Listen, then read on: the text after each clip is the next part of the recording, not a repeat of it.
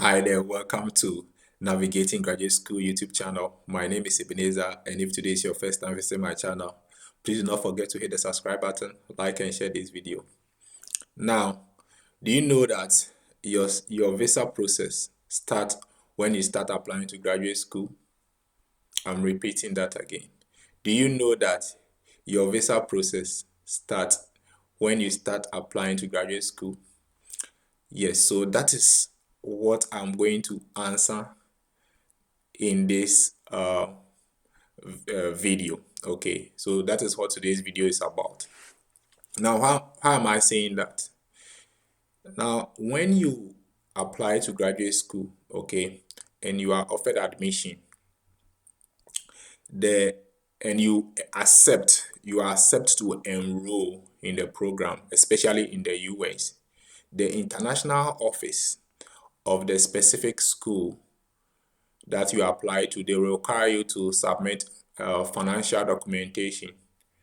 So those documents or those financial documentation means that it's a proof that you'll be able to take care of yourself whilst in your graduate school. It shows that you'll be able to pay your tuition, your living expenses, and then also health insurance, or it simply shows that you'll be able to support yourself financially. And the reason they require that is that they will use that to process what we call an I-20, and the I-20 is what you are going to use to start the visa process. So if, let's say, you applied and you are offered admission with full funding from the school, which covers your entire tuition, your living expenses, and then also your health insurance, all you have to do is that you submit those documents from the admission how do you call it, office, the admission office, that document they offered you, you just submit it to the international office of the school, and then they would then use that to process your I-20 for you. After you get your I-20, then you can start the F1 visa process.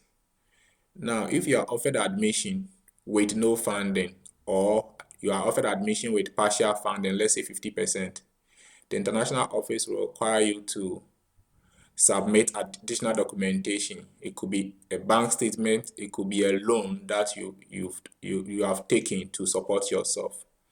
Okay, now this is where it becomes important. So that is why it is good at this time, especially whilst the fall admission process is still open, the admission window is still open, and you're applying. It is important to apply to good universities that will offer you funding in the form of a teaching assistantship or a research assistantship. Okay, with that, your tuition will be covered and other living expenses will also be covered for you.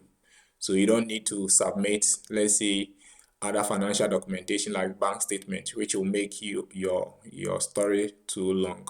Okay, that is why I am saying that your visa process starts when you start your graduate school application. And the reason is that if you also receive full funding from the school, and the school of issue your I-20, all you need to do is to prepare well how to answer questions during the visa process, and you are like almost 90% guaranteed for your visa approval. All you have to do is to prepare yourself well.